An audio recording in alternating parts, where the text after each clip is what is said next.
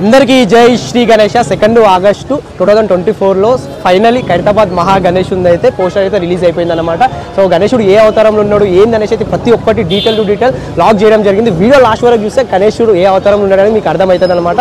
So morning 11 గంటల నుంచి కష్టపడితే ఇప్పుడు రాత్రి అయితే దాదాపు 9:30-10 అవుతుంది అనమాట.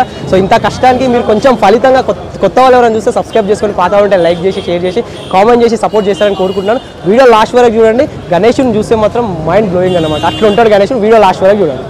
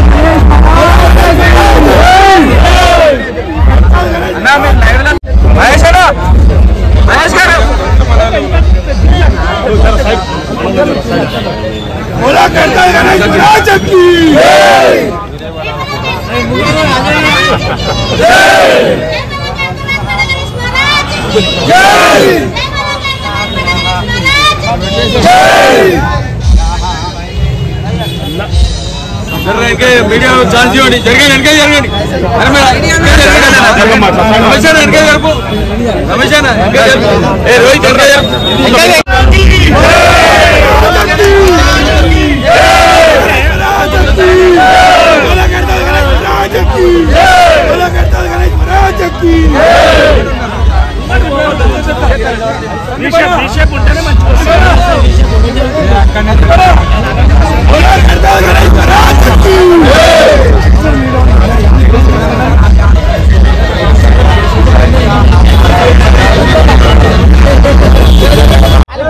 సో 2024లో శ్రీ సప్తముఖ మహాశక్తి గణపతిగా అయితే మనకు దర్శనం ఇవ్వబోతుంది అనమాట.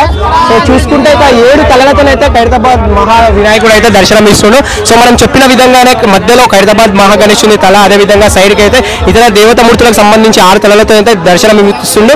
7 పడగల నాగుపాంతో, అదేవిధంగా 14 చేతులతోనైతే దర్శనం ఇస్తుండు. కింద చూసుకుంటే మనకైతే ఖైరతాబాద్ గణేశుడు రైట్ సైడ్ పాదాల దగ్గర అయితే మనకు బాలరాముడు, అదేవిధంగా ఇక్కడ చూసుకుంటే మనకు మత్స్య అవతారం, అదేవిధంగా ఇక్కడ చూసుకుంటే ఇంకా దేవతామూర్తికి సంబంధించి విగ్రహం, ఆయన ఇక్కడ మూషిక వాహనం పెద్ద గదతోనైతే గణేశుడు దర్శనం ఇస్తుండు. ఆయన ఇక్కడ రైట్ సైడ్ లో చూసుకుంటే శ్రీనివాస కళ్యాణం అన్నమాట.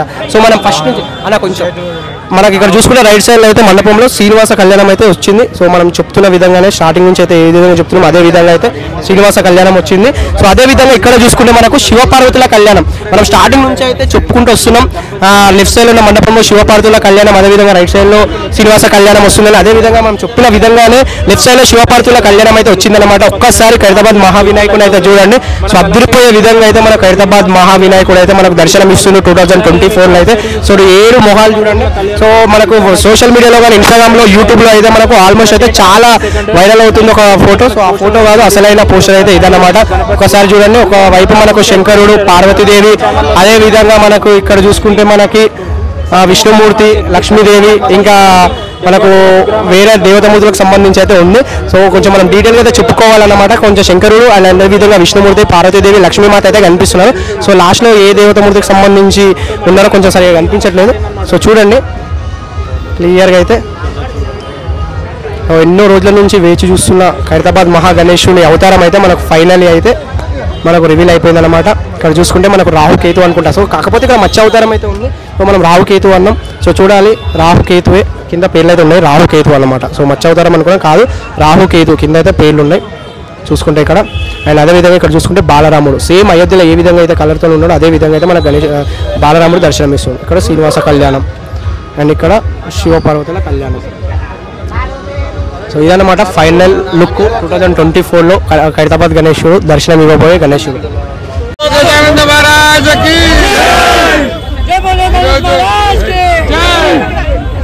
ఖైరతాబాద్ కైలాసంలో వెలుస్తున్నటువంటి సప్తముఖ విఘ్నేశ్వర స్వామి స్వామి యొక్క ప్రతిమని ఈరోజు ప్రారంభించడం జరిగింది.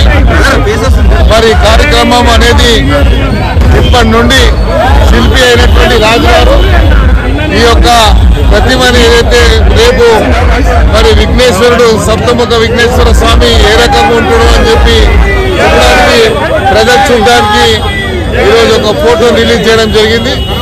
ఈ కార్యక్రమం ఈ రోజు నుంచి మొదలు పెట్టుకొని మరి వినాయక చవితి మొదలైనప్పటి నుండి నిమజ్జనం వరకు కూడా మరి ఈరోజు చాలా మంది పాత్రికేయులు పొద్దున్న నుంచే ఉన్నారు.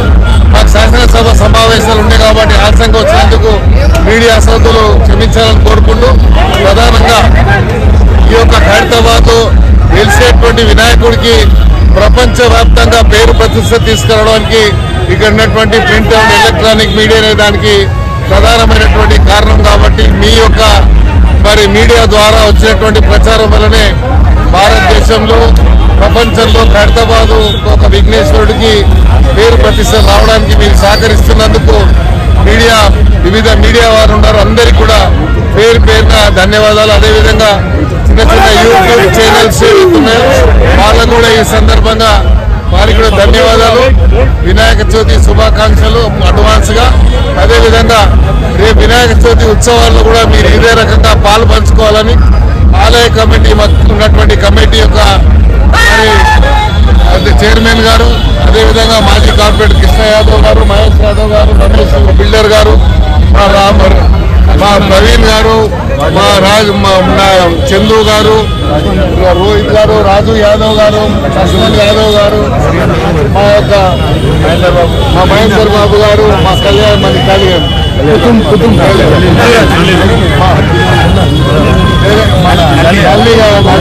రాజు గారు, గంగాధర్ యాదవ్ గారు, పృథ్వీరాజ్ గారు, మున్నా గారు, రాజు గారు, తిరుమలేష్ గారు, ముఖేష్ అందరికీ మన గద్దలమ్మ టెంపుల్ కమిటీ సభ్యులకి అందరికీ కూడా శేఖర్ మన పెద్దమ్మ టెంపుల్ శేఖర్ గారికి, రాహుల్ గారికి, అందరికీ ఇక్కడ ఉన్నటువంటి రాజు మా గారికి, రమేష్ గారికి అందరికీ పేరు పేరున ఇక్కడ ఈ ఆలయ కమిటీలో కార్యవర్గ సభ్యులుగా పనిచేస్తూ ఈ ఉత్సవాల్లో పాల్పంచుకొని ఆలయం ఇక్కడ నిర్మించిన తర్వాత వినాయకుడు మన మొదటి పూజ నుండి మొదలు పెట్టుకుంటే చివరి వరకు ఉండేటువంటి వీళ్ళందరూ కూడా స్పాంటేనియస్ గా మరి ఇక్కడ ఉన్నటువంటి దేవుడి యొక్క ఈ యొక్క విఘ్నేశ్వర స్వామితో అనుబంధం ఉంది కాబట్టి ఈ కార్యక్రమంలో పాల్పంచుకుంటారు. కాబట్టి మొట్టమొదటి పూజకి గౌరవ ముఖ్యమంత్రి గారు మరి సహకుటుంబంగా వారిని ఆహ్వానిస్తాం. అదే రోజు సాయంత్రానికి గవర్నర్ సప్తముఖ విఘ్నేశ్వర స్వామి అని చెప్పాను కదా, శక్తిముఖ విఘ్నేశ్వర స్వామి ఈరోజు హైదరాబాద్ లో మేము ఏదైతే ఇక్కడ మొదలైంది దీన్ని ఈ ప్రారంభ ఉత్సవంలోనే ఇంతమంది ఉన్నారు అంటే ఈ వినాయకుడి దగ్గర సేవ చేయడానికి ఎంతమంది ఉన్నారో చెప్పడానికి మీరు పొద్దున్న నుంచి కూడా అంటే ఈ రోజు నేను పొద్దున్న 12:30కి మరి దీని ఫోటో రిలీజ్ చేయాల్సిన అవసరం ఉండే, కానీ అసెంబ్లీ సమావేశాల వల్ల రాలేకపోయాం. మీడియా సోదరులందరికీ కూడా క్షమించాలని మీ అందరికీ ధన్యవాదాలు.